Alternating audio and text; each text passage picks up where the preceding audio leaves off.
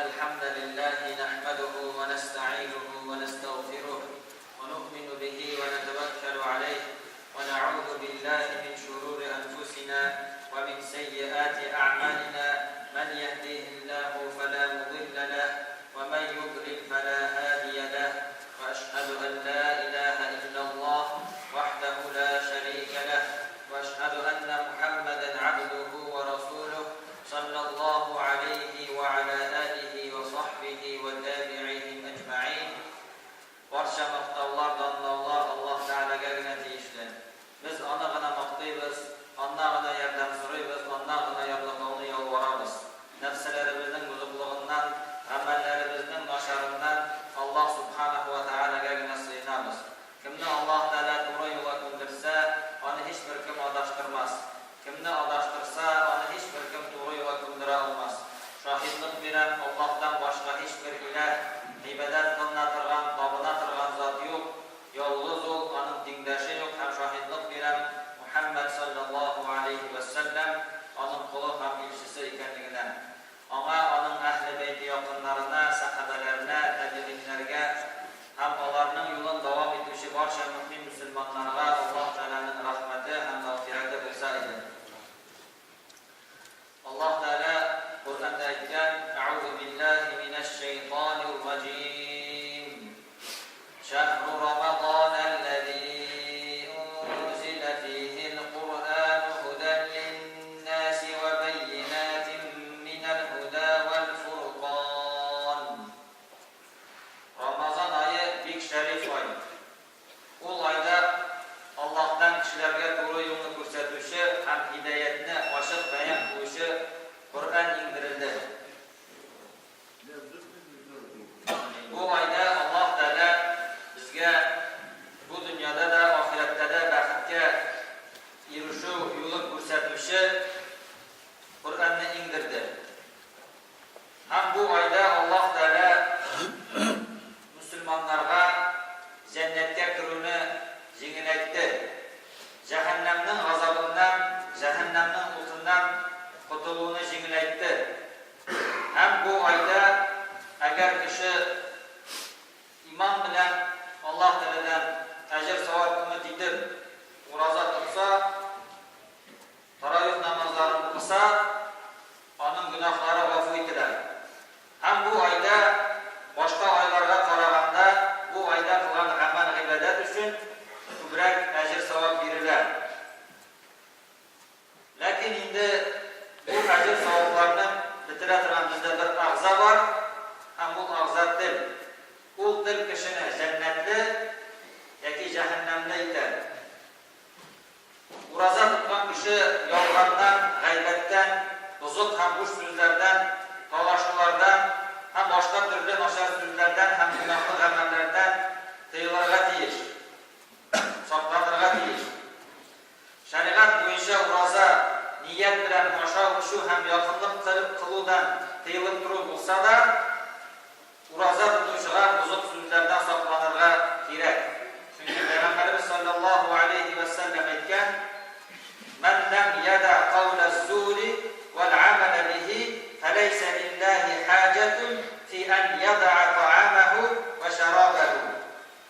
Kim yolg'onni ham uning bilan amal qilishni qoldirmasa, Allohga uning oshov ishimidan tiyilib turib kerak tugul degan. Shunday deb biz tilimizni noshar ham buzuq so'zlardan tiymaymiz ekan,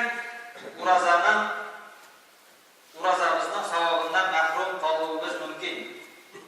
Shunga ko'ra ro'za tutgan vaqtda kishi noshar ham buzuq so'zlardan saqlanishga tegish. Bu ro'zani buzmasa da, lekin endi unga kimchilik kiritadi. Sahabalar ham ulardan so'ng keluvchilar ro'za vaqtida bo'sh so'zlardan, ya'ni oshov ishlardan kiran tugul, ular turli gunohlardan, Alloh taolaga itoatsizlik ko'rsatuvdan, gunohlardan, buzuq so'zlardan, bo'sh so'zlardan saqlanganlar, tiyilganlar. Umar radhiyallohu anhu aytgan: "Roza oshov ishidangina tiyilib turib tugul, lekin roza yolg'ondan, botildan yolg'ondan ham bo'sh so'zlardan tiyilib bo'l degan. Maymun ibn Mahram degan olim aytgan, ro'zaning eng tuban darajasi u oshov ham ishini qoldiruv degan.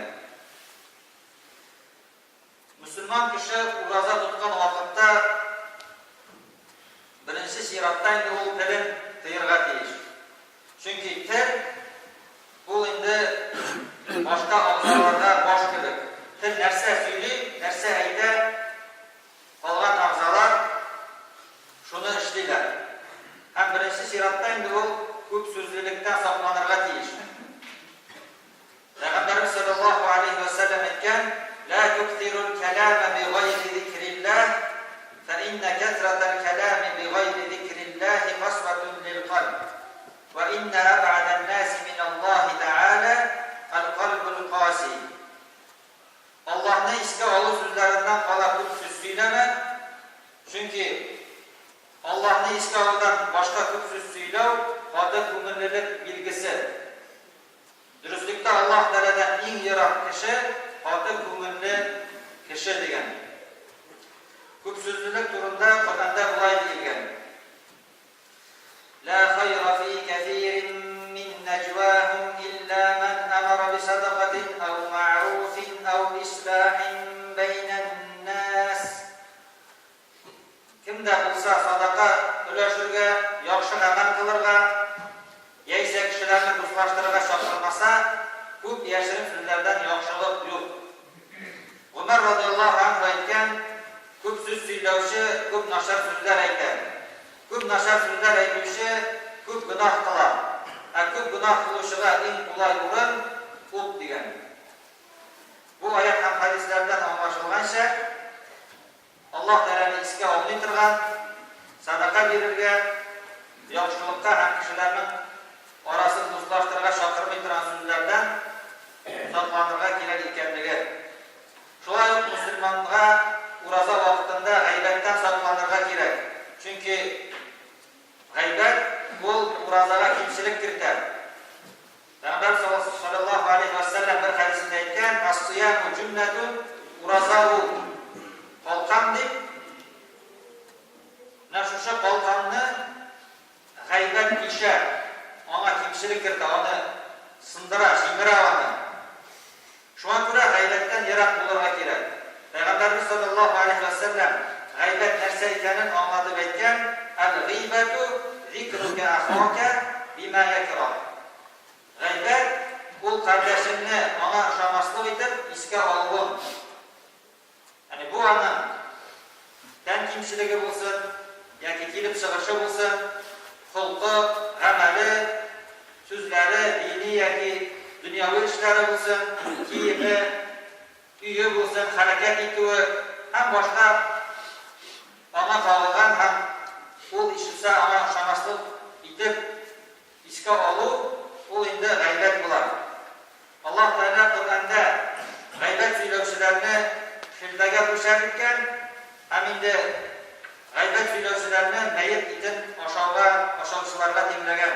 Alloh taolo aytgan: "Va la yaqtab ba'dukum ba'da ayuhibbu ahadukum an ya'kula lahma akhihi maytan fakarihtumuh."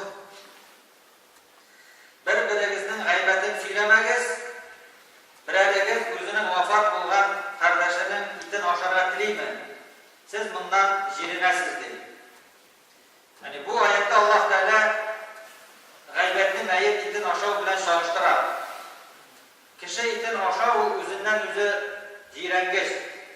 Endi kishi sosigan qurtlar bilan to'lgan, shirin bitgan kishining o'zining shu tug'anining itin raqatlanib boshasa, ya'ni uning g'aybatini so'ylasa, ona ishonmaslik etib, onun turunda so'zlar aytsa, nindi buzuq ko'ngilli ham yovuz yurakli ham tuban axloqli kishi ekani ko'rinadi.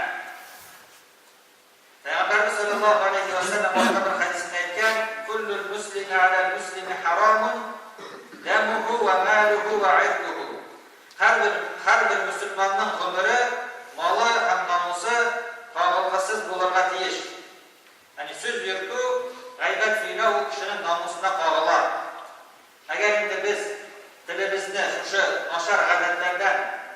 söylevden, gereksiz, faydasız, boş sözlerden saklanmamız iken, dilimizni kıymayımız iken ondan biz indi Allah Teala'nın kuşkanı müklemegen bulağız, hem Peygamberden kıyılmagan bulağız. Peygamberimiz sallallahu aleyhi ve sellem tilini saklab turunda özünün bir nasihatini aytgan: "Men kana yu'minu billahi vel yevmil ahir felyaqul hayran aw liyasmut." Kim Allah'ta hem kıyamet gününe ishonadigan, yaxshi so'z söylesin yoki dashmasin degan. Yani barliq axloqiy kemchiliklar da bilim ham amal yordamida tuzatilar. Şuşa noshar so'zlardan, yomon so'zlarni so'ylavdan arinish uchun endi ondan davolantirga kerak. Kishi birinchi shiratda endi kishi turida noshar narsa so'ylarga kirishsa, noshar narsa so'ylay boshlasa, endi u esine tushirga tegish. Mana shu so'ylagan narsalari uchun Alloh taolaning g'azabi tushishagin esine tushirga tegish. Hamda o'zini joni turida o'ylab da ona foyda keltirishga mumkin. Chunki kishi o'zida kemchilik topsa, u endi onun bilan shug'ullanashar. Endi o'zida kemchilik yo'q deb o'ylasa, u kishi endi o'zini noshar biluvini anglatar. Bundan imaniga ega bo'lgan kishi boshqalarni yomonlab söylemez. Şolay yo'q musulmon kishi endi urazada umuman, endi bigrak Ramazon oyida uraza turgan vaqtda endi adabsizliklardan saqlanirga kerak olan. Chunki Payg'ambarimiz sollallohu alayhi va sallam aytgan: "Va iyyakum val fuhsha fa innalloha la yuhibbul fuhsha va la tafahhusha." Bir qachonda adabsiz narsalar ishlamagiz, ya'ni saqlanig'iz adabsizliklardan. Dürüstlükte Allah Teala adabsizlikni ham ona umtuluğunu da yaratmaydigan. Allah Teala barchalarımızga da urazalarımızga kemchiliklar kiritmishä, tutib bitirirge, ham günahlardan yiroq bo'lib, Allah Teala qo'shganlari bitar, qilganlardan tiyilib, siz mu'min musulmon bo'lib yashashga nasib ham yassar qilsaydi. Va aqulu qawli hada va astaghfirulloha li va lakum va li sa'iri jama'atil muslimin innahu